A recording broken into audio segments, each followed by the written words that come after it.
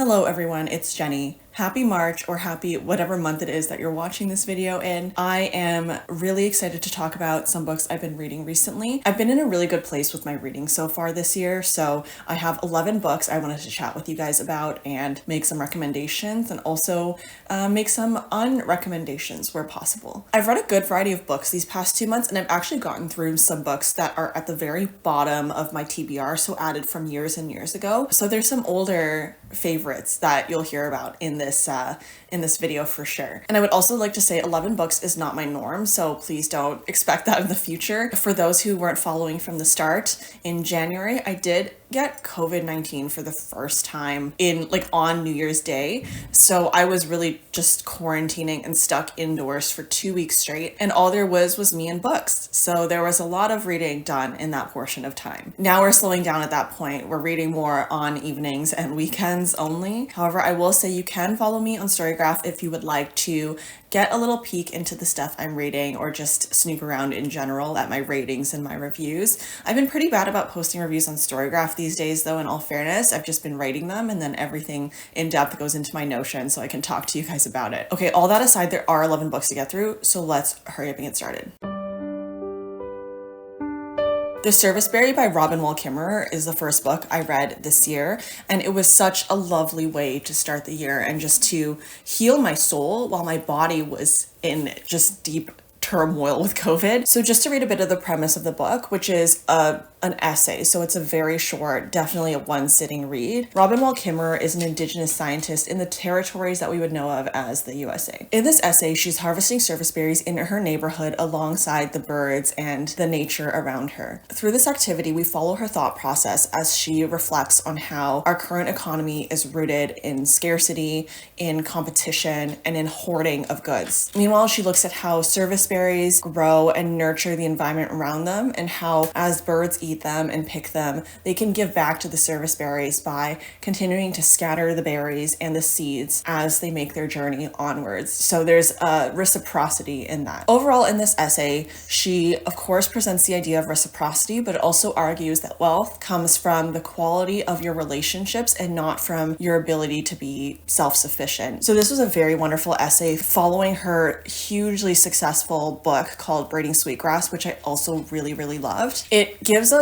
a lot to think about in terms of where we're at right now with the climate, with our relationship with the earth and the planet, but it also gives you a sense of hope. We are making small steps of progress, even with all the forces moving against us, in, not to be like super cliche, but in the capitalist world that we live in today. So a lot to think about from this very short essay. I'm obsessed with it. I will be buying the physical copy. I'm hoping that they just do a different print, because it's one of those, I don't know, this is such a pet peeve of mine, but it's one of those little books that have the frayed edges, so it's so hard to flip to any page you want. So I'm hoping if there's no other edition that comes out, I'll just buy the one they have, because I just loved the essay so much. For this reason, I did rate this book a 5 stars, and I would so strongly recommend it to everyone to read. It would really take none of your time. Go request it at your library, go whatever you can do. That's what I did. Just get your hands on a copy and just have a good little read one afternoon.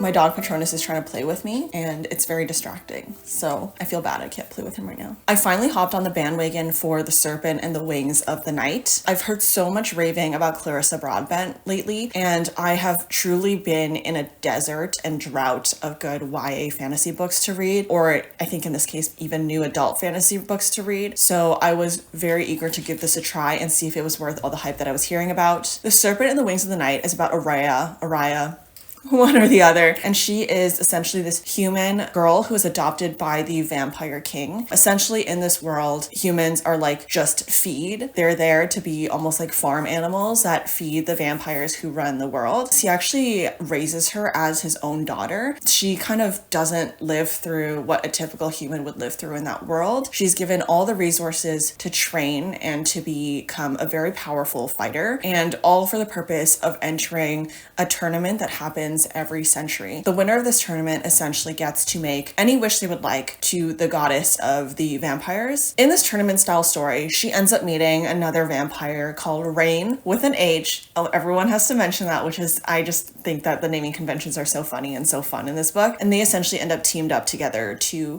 try and go as far as they can in this competition before they have to be the last man standing and kill each other. So that's always a fun setup for a romance. First of all, what I did enjoy is that the book is actually very action-packed because of this tournament style book. I wouldn't go so far as to compare it to the Hunger Games because I think the Hunger Games are still on another level than this book. However, it does keep you kind of moving as they have to get through the various challenges of the tournament. I also really appreciated the relationship that they wrote about in the book between Araya and Rain, because again, I've talked about this numerous times on my channel, YA fantasy is not always the place you look for fully healthy representations of relationships, and sometimes it's slightly toxic, but it's fun and none of us have to take it too seriously when you're just reading it. In this case, I do think that they did pretty well in creating a very balanced and equal relationship between the two characters as they develop in the tournament. I really also enjoyed the complexity behind Araya's adopted father as a character. So if you like mildly complex characters in your YA fantasy or NA fantasy, I think that this is a really good book to dive into because I love how they balance how he is, of course, the monarchy and the top guy in the whole vampire kingdom, but he also has this kind of soft spot for his human adopted daughter, and I think that was just a very intricate piece to layer into this already very thrilling story. The final piece I'll say, which I hope this isn't too much of a spoiler, but it does remind me of certain elements of Sarah J. Maas stories, which I know is contentious in the book talk and in general reading communities. However, I think in the good pieces of Sarah J. Maas, what I do like about her books is that her book one tends to be more of a world building and setup type story. I think I got the same feeling from The Serpent and the Wings of the Night. I haven't read further, but I think that book one and book two are going to touch on very different subjects, and I like that. Sometimes sequels can be a bit too repetitive from the previous story. We'll actually get to a book with that soon, and I like that The Serpent and the Wings of the Night seems to be moving their story in a totally different direction with even more world building to be expected. I think that'll be also a joy to read. Now let's talk about a few of the pieces I didn't like too much about this book. This first one that I obviously mentioned is it's not too complex. Like there's not too much going on. You're just along for the ride, which is good or bad. For me, it was good because I read it when I was in a sick bed,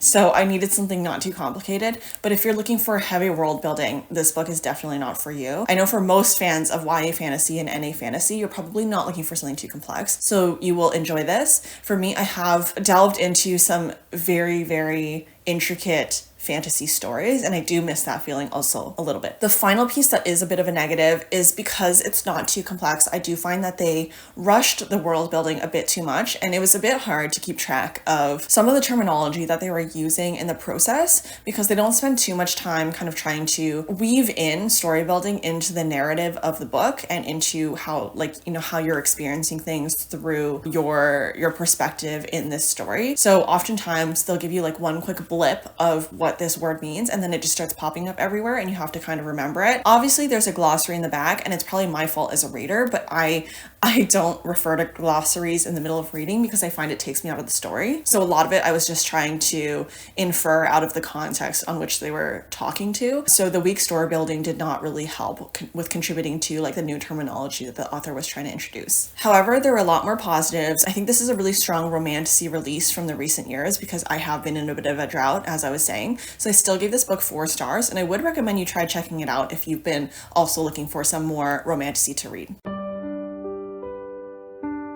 Now we're coming up on our first reread of the year, which was a goal of mine in my earlier video in 2025 about the new book releases and some personal reading goals I was setting for myself. I wanted to do more rereads. Again, being in the depth of COVID, I picked up one of my all-time favorites, which is Happy Place by Emily Henry. And I just really wanted to revisit the story that I honestly did not remember the details of, but I just remember binge reading in like one night with no sleep when it first came out. So when I recently bought the physical copy, I thought it was a perfect time to pick it up again. I don't even need my notes for this book because it is now engraved in my soul after reading it a second time, and this is by far my favorite Emily Henry book. I know that there's a lot of different opinions on Emily Henry books. This is mine. Starting with where the story brings us into, Harriet and Wynne are a newly broken up, I say newly, but like 6 month broken up couple. And it feels new because you really understand that they have not been living in the same city. So they really haven't been able to achieve closure in the process of breaking up. Harriet is arriving in this small town by this really funny kind of wild small airplane ride. And she is arriving to I don't know if it was an annual, but like kind of like a tradition for their friend group of this cottage trip that they go to in their friend's cottage. Because their friend groups are so melded together, there was a brief discussion between Harriet and Wynne, and it was decided that Harriet would be the one who would show up for this trip, and they would make an excuse for Wynne or talk about how they've broken up at that point. So their friends do not yet know that they are broken up. It becomes very quickly clear in the start of the story that when Harriet arrives at the cottage, Wynne has also showed up. And for the reason that they quickly find out that this will be the last trip at the cottage, as their friend's parents will be selling the property, and their friend Sabrina is choosing to use that opportunity to get married to their other friend Parth at the cottage at the end of the week. So it becomes this moment where they quickly realize that this trip means a lot more to their friend group than they would have otherwise believed, as just like a fun summer get-together thing. And for that reason, they decide now might not be the best time to announce that they've broken up. And that's all I'll leave it at. Again, I don't even need my notes to go into how much I love this book. The first thing I loved is that Harriet and Wynne's relationship and breakup is handled in a way that is so realistic. You just see all these external and internal factors culminate into where they are today in the present in the book at the cottage. It really makes you reflect on kind of just like evolving and grown up relationships and all the complexities and things that can be thrown your way in the process. I also love this book because I just relate a lot to the friendship, and I think Emily Henry did such a wonderful job with the friendship storyline in this book. I myself also made my best friends in university, much like the three girls in this book, and I would say that I also have a core group of like 3 girls from university that we continue to keep in touch with, even though we are not living in the same city anymore. I think it's wonderful in the way it deals with the theme of how friendship can seem so happy and so carefree, and you can just hang out to your heart's content in university, right out of university. Like it feels like you can take on the world together. And then as the years pass by and you have to, split up and deal with your own adult responsibilities, where your life is going and all of that, the friendship evolves, but it can continue to stay strong if you put enough work and enough value into it. And I think that that is something really wonderful that she brought out in Happy Place. And for that reason, my 2 friends already know, but I will be visiting them soon. We're going on a little bit of a girls trip to Toronto, and I have bought them both copies of Happy Place because I think it would just be a really nice little kind of like friendship book that we have as well. Overall, this book gave me like all the feels, all the emotions. I cannot stress enough that this is my top romance book ever. I would highly, highly recommend that you check out Happy Place if you haven't already. I don't think I have to say that I have given this book 5 stars, and I would give it 6 if possible. The Henna Artist is definitely a book that has been sitting on my TBR for a very long time, so I am happy that I finally got to it. I read this in an audiobook format as I was knitting, so it was a very fun experience for sure, like a double hobby kind of situation. In The Henna Artist, we follow Lakshmi, who is a young woman in Jaipur trying to dream of all that is possible with her life. It starts with a little visit into her past when she is 17 and her parents marry her to this older man in a nearby village. In the process of her marriage, she makes the decision, from factors that are revealed later on, to pack up her stuff and run away. And that's how she ends up in Jaipur. And as the author drops us into the story, she is currently a very successful henna artist among the upper class of Jaipur. In her work as a henna artist, she is pursuing higher standing in the Jaipur society, in the sense where she is in the process of building her own home, trying to work her way up from these upper society women, even to the point of being able to do henna on royalty and eventually get further. However, the little wrench that is thrown in her plan at the start of the story is that her little sister ends up showing up at her door after their parents have passed away, and she looks for Lakshmi to get help and also get a new start on her life now that she is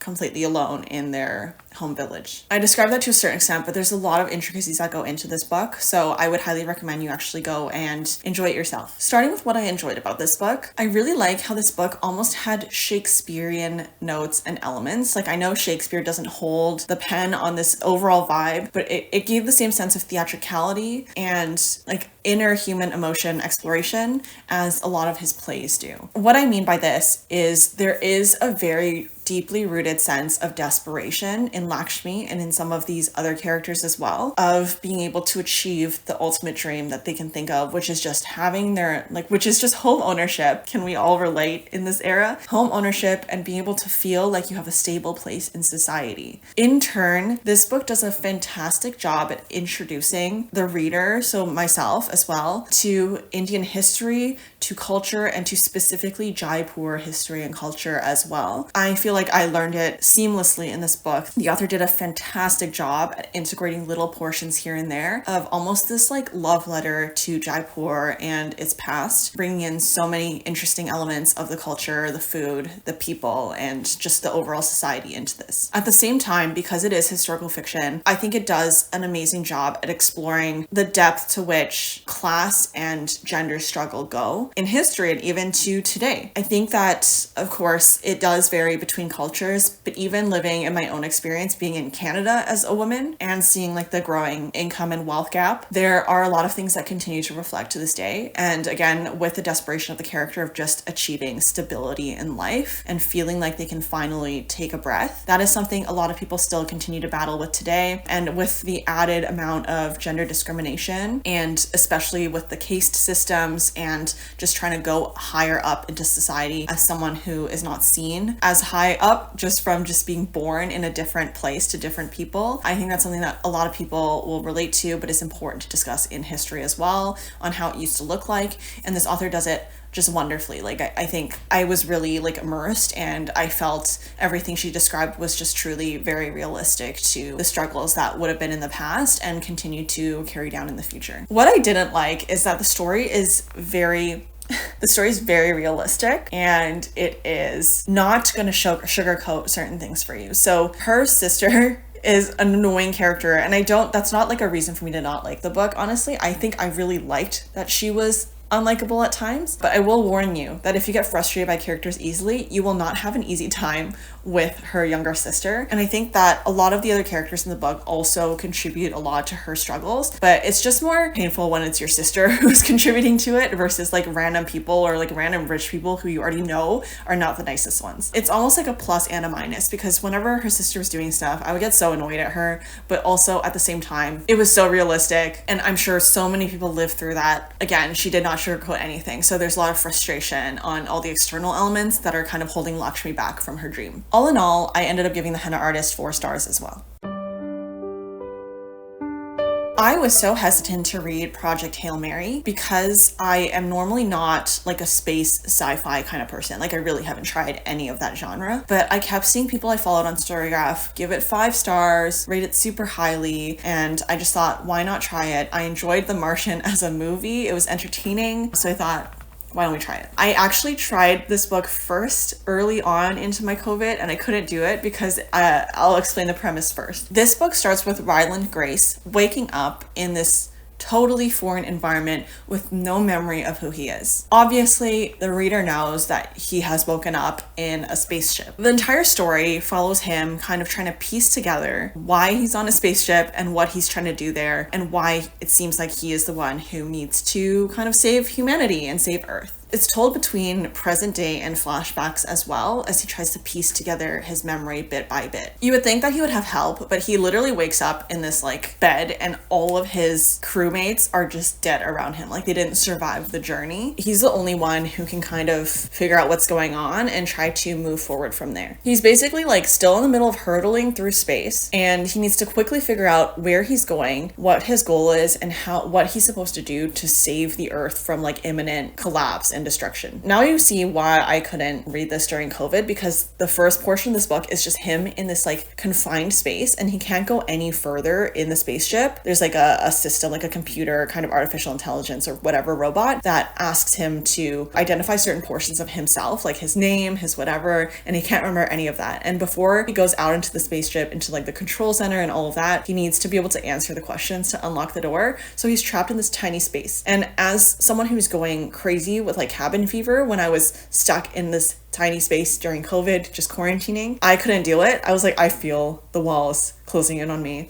So after COVID, I read this and it was so wonderful. It was so funny. And I was worried that it would be too, like the humor would either be too like male oriented or like a little too geeky, but turns out it was the perfect amount of geeky. I loved physics growing up, and I think that is probably a slightly unpopular opinion among the masses, but physics class was so fun to me, and I just really appreciated some of the physics jokes and whatever jokes that they were making through the time. And his inner narration and monologue was just really entertaining the whole time. So this is not a serious drama book. Like, it is going to be lighthearted and it is going to be entertaining. I actually don't have anything I disliked about this book. I think it is the perfect science fiction book for people who do not normally read science fiction. I cannot recommend it enough. And for that reason, I literally bought The Martian when I saw it at the secondhand sale, because I trust Andy Weir now to write good science fiction. I also really enjoyed the ending, and I won't get into it, but I like what he did. There's like a lot of, paths that they could have taken with the ending, and some would have been more cliche than others. And I really like the way that he chose to end the story with Ryland Grace. So that is something I can also put my stamp of approval on before you get into the story. If you're one of those people who are worried about, like cliche endings and whatever, I would say that it was not in fact a cliche ending, and you'll see what happens. Even if you don't normally read sci-fi, Project Hail Mary is worth all the hype that you've been hearing about. I would also like to say just a really freaky bit. If any of you are familiar with the actress Sandra Hüller, she is known for her roles recently in Anatomy of a Fall and in Zone of Interest. There is one character called Eva Strat, and whenever Eva Strat would just exist in this book, I was putting Sandra Hüller in that role. Like, I just saw her as the character. And after reading this book, I went to search on Google for the book to find, just general like discussion topics and reviews. And instead of the book popping up, the movie popped up, and apparently there's a movie coming out next year, and it's actually starring Ryan Gosling, so sign me up. He is the perfect guy for Ryland Grace, and he will be able to carry the humor of this story so incredibly well. But the crazy thing is, other than the casting of Ryan Gosling, the only other person that's been casted is Sandra Hüller as Eva Strat. And my mind utterly exploded. I ran downstairs and I started like trying to explain this to Connie while losing my mind. And whoever the casting director is of this movie, I would like to give you 2 thumbs up stamp of approval, because you understood the assignment, and it boggles my mind that we all saw Sandra Hüller as this role, and I'm so glad that she signed up for it. So this is another 5-star read for me. I'll just end it at that. Project Hail Mary, please go check it out. The Duchess Deal was my book club's pick of the month. They were doing a historical romance type of theme, and I apologize, I wish there was a better cover for this book, but it's also really funny to me because I don't normally read historical romance. This cover to me really encompasses how I think about the genre. So the Duchess Deal is kind of like it's like a marriage of convenience trope, and you basically have Emma Gladstone and the Duke of Ashbury. Emma Gladstone is I don't know their religious roles, but her dad is like a religious figure or careerman or whatever, so he has a certain standing in society. However, somehow she has ended up, estranged from him, run away from home, and she is working as a seamstress. The 2 characters meet when the Duke of Ashbury comes back from war and half his body is burnt and disfigured. His engagement with his previous fiancée is broken up for this reason, and he is left alone with no prospects and in his house, and he's shut himself away. It's very Beauty and the Beast-esque. Then you have Emma Gladstone, who knocks on his door one night wearing his fiancée's wedding dress for some unhinged reason, and she's basically trying to hustle him into paying up for the wedding dress, even though the wedding never went through, because she honestly spent a lot of time constructing this piece of wardrobe. Through the process, blah, blah, blah, they end up in a marriage of convenience, and there's some like contract drawn up, like a classic marriage of convenience type story. This book, I don't have honestly too much to say. It was very non-complex, so it's very much a read it in like a day or 2 days and have a good time, just enjoy the experience. I think it can be read very, very quickly, and if you're looking for something spicier, then I guess this is the path you can take.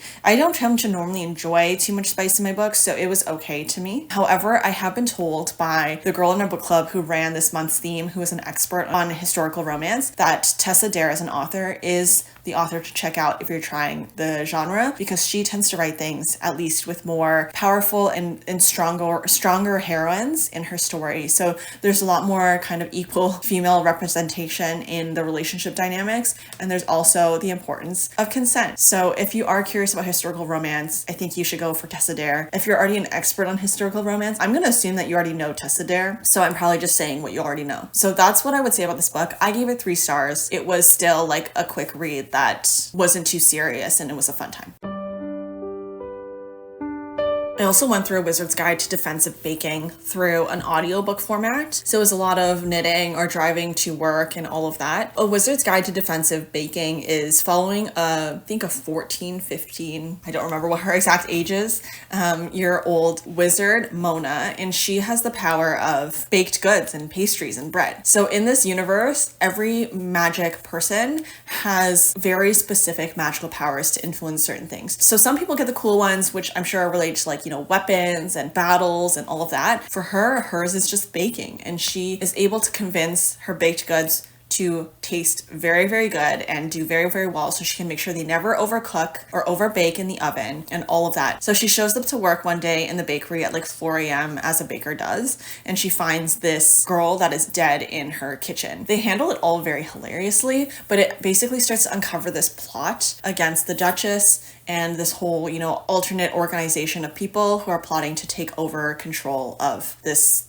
kingdom and this village. As part of it, she ends up having to step up and try to use her baking powers to help the Duchess to defeat these like evil forces and yada yada yada, all of that. I know that T. Kingfisher is a very, very loved author, and a lot of you recommended me books by T. Kingfisher when I made my Studio Ghibli video, so I was very excited to check this out because it had also been on my list for a while. What I liked about this book is I thought it was very enchanting, and I thought it was very much told like in a fairy tale type of format. So I haven't read a ton of stuff in that kind of overall dynamic before, so I really enjoyed it. However, I did feel somehow like the book was a bit like tiptoeing on the line of middle grade for me, and I don't know if it's because of just my reading preference typically, but it did feel like without all the like somewhat dark jokes and like killing and stuff, it would have been like appropriate for a child to read. So that's just like what it was. It felt a little too, it just felt a little too middle grade for me. I do like the humor of it. I love that her familiar in this book was a sourdough starter called Bob, because I also joined the sourdough starter craze 4 or 5 years ago.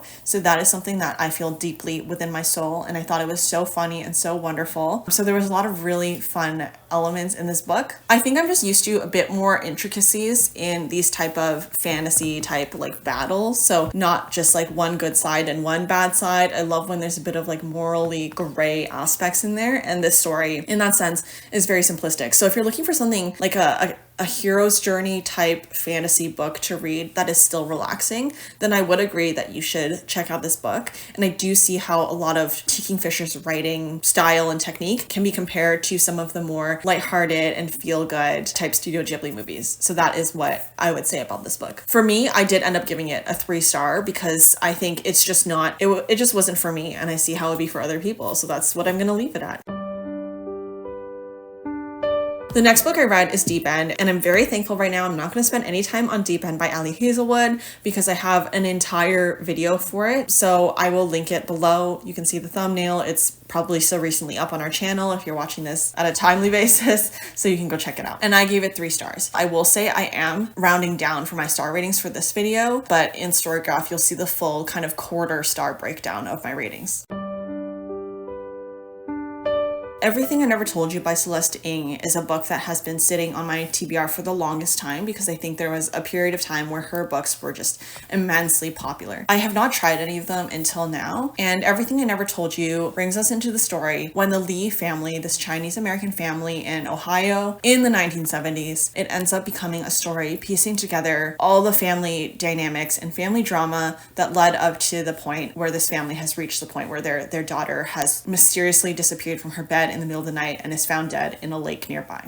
My biggest takeaway from this book is for those of you who are scared that you would not be good parents, read this book if you are leaning on the side of trying to convince yourself to not have children, and then don't read this book if you're leaning towards the side of convincing yourself that you can have children. This book is the definition of the dangers of parents raising kids around their own traumas and trying to either make their kids something that they are not and is part of their insecurity, or raising their kids into something that they've always wanted to be, basically. Or those are probably the same thing. What am I even saying? This is like the fear of parenting that is deep in my soul, and I'm sure in many other people's, because the point of parenting is like your traumas and your views on the world will always trickle through to reflect on your kids. And in this case, it's a family with 3 kids, and you see them start to basically show these pieces of their unintentional or intentional upbringing as they get older. And I've seen a lot of people say that too in general. Like,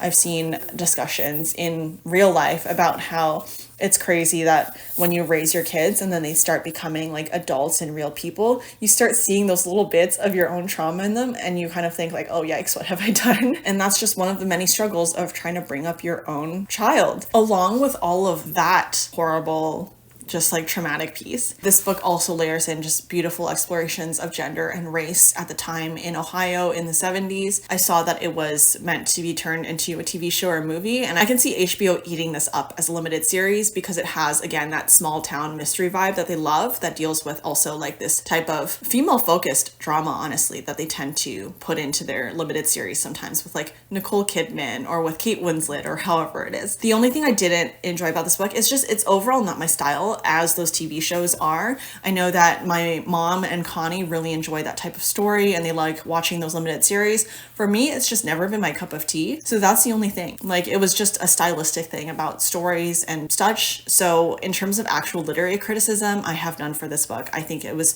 very well deserved for all the acclaim it was getting. All in all, that's why I also gave it 4 stars.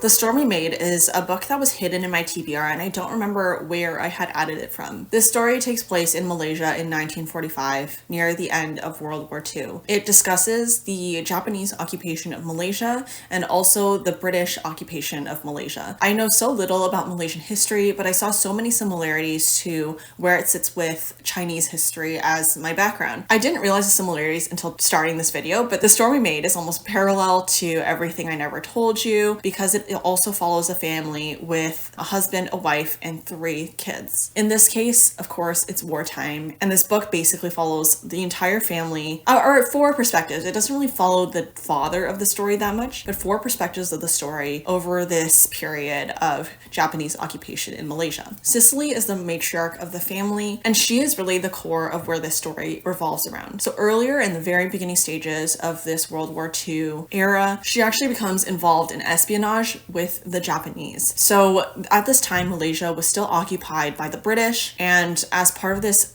vision that the Japanese were selling of Asians being able to lead Asians and have their own space, she is enchanted by this message, and she decides to help the Japanese try to chase the British out of Malaysia and take control of their country. As a result, a lot of what happens to the family during the war, she ends up blaming on herself. This book, I should have mentioned with some other books as well, is a huge trigger warning. Again, it does not sugarcoat what happened in the period of Japanese occupation in Malaysia and in Asia. There are horrific things that happen to each of the family members in the process of the war. And I think that it's illustrated in a way for the reader to just be fully educated on this, how the war looked on the east side of the world in many different facets. So we get a look into labor camps, into the comfort women stations, and also into just how it felt to be a citizen who was expected to comply with the Japanese occupation at the time of the World War. And I really love this novel, and I would put it in the same words as the author actually used in her preface to the story, where she says, "Before writing The Storm We Made, I could count on one hand what facts I knew about the Japanese occupation." This is something I very much relate to. I was born and raised in Canada and brought up with just some general knowledge of how brutal everything is with the Nanking Massacre that also is addressed in this book and in other pieces here and there about my family background, about family members who were taken to Japanese labor camps and jails and such. But it is all talked about in a way that seems quite passive, and people would prefer to just move on and forget, and obviously not just dwell on the traumatic events of our ancestors. For that reason, I think this book finally made me feel closer to my cultural roots and to my history, and I really appreciate the way she weaved it into the story of each of these characters in this family. It was very dynamic and very fast-paced. I did find in the middle there are a few moments where it felt like it was just dragging a little bit, but it picked up very quickly from there. So if you're looking for a different perspective of world history that you're not otherwise super educated into, or even if you are pretty well versed in Eastern war history, I would recommend this book as a read, as long as you are aware and do your research on trigger warnings if that's something that you are relatively sensitive to. Yeah, that's what I would sell you on. This was just like a brutal telling of a brutal period in history. I finished Somewhere Beyond the Sea with hours to spare of February. I finished it around, or an hour probably. I think I finished at 11 p.m. on February 28th. Somewhere Beyond the Sea is the sequel to The House in the Cerulean Sea, which is a very widely talked about book on Book Talk and BookTube as well. I won't go into the sequel because I think I like to talk about series from the start in case you haven't been caught up with the first book yet. So in this universe of The House in the Cerulean Sea and Somewhere Beyond the Sea, there are orphanages that are run for magic children who are viewed as dangerous to society. So the government takes these orphans and puts them into houses, registers them, and then keeps an eye on them and essentially labels them as dangers. Then the government will send their department of, I forget what the actual name of the department is, but they have a department focused on inspecting these places and keeping an eye on magic people, and they send them to inspect these orphanages on a periodic basis. The story of this series starts with Linus Baker, who works for the government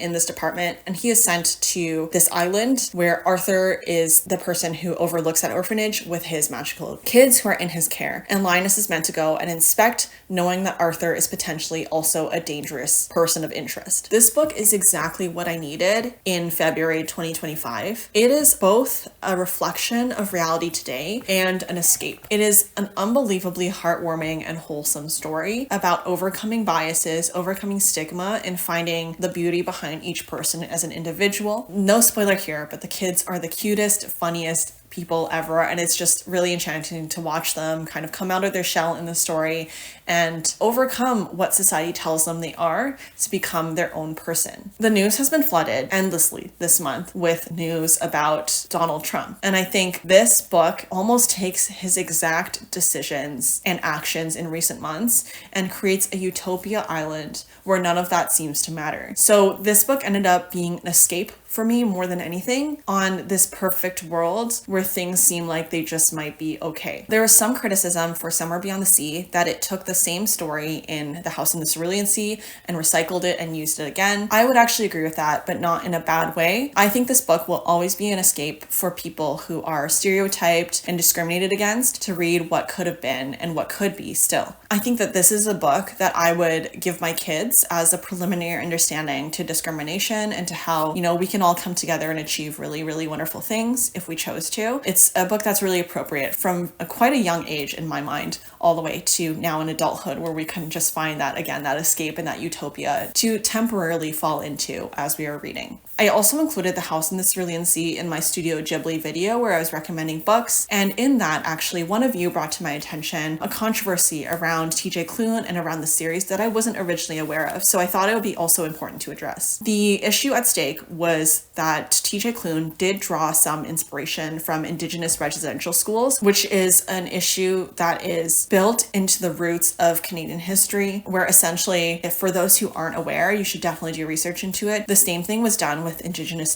children, where they were taken away from their tribes and put into government-run schools. They were forcefully basically going through cultural genocide to be integrated into colonized Canada. They were told that, their Indigenous background was less than all. And it was just like a horrible piece of Canadian history that occurred until very, very recently. So it did come out that TJ Klune was partially inspired by that, and he got, therefore, a lot of backlash for creating this utopia and very happy and heartwarming story out of such a horrific piece of history. This is a complex piece for me because there's a lot of books that get inspiration from moments in history. I've seen commentary about Indigenous communities that are not happy with this, and I think that within myself is the opinion that I need. I'm sorry, I don't care about other random people speaking up. I need to know what the actual people think, and for that reason, I understand the criticism of this book. I would also say that when this comment was brought up by one of you, I actually didn't remember the details of the house in the Cerulean Sea. So when Somewhere Beyond the Sea, which I placed a hold on very, very early on in the library, came, I actually took it as a chance to revisit the story and see what those elements were, and I very much saw the inspiration come through. What I was willing to do is I was willing to take a second look at the story because, again, the meaning is there on how utterly preposterous government actions can be in terms of controlling people and trying to wipe out entire cultures and, you know, alienate and villainize certain types of people, which we see so much today with immigrants and with trans people and just countless. And I think that was very much an obvious commentary in this book. However, that was my stance going into the book and finishing the book. I thought this is a way you can tell the story in a child-appropriate way, but also with these important messages. But I think I was disappointed with his acknowledgements because this book did come out near the end of 2024, way after the controversies, and I just expected to see a little bit of him touching on as like his author's message about this moment in history that he took inspiration from. And there was no mention of that. Like, he has seen this criticism before and he chose to remain silent around it and just avoid the topic when he could have had a great chance to kind of educate his readers about this very horrible time in history that we all need to learn from. So that's where I stand. The piece of writing itself, I am good with. I understand the message. I understand the meaning. How it was handled by the publisher and the author, I am not very happy with. So 4 stars for the book. I wish they did that better. On that note, that brings us to the ending of my January and February reads. There was a big variety in there, and I hope to keep it going throughout the year. I hope you found some good book recommendations. Let me know if you read anything really good in January and February as well. I need to add it to my always growing list of books to read. Drop your recommendations. I know we all love to have good conversations in the comments. Thanks so much for watching, and I will see you next time with another video. Goodbye.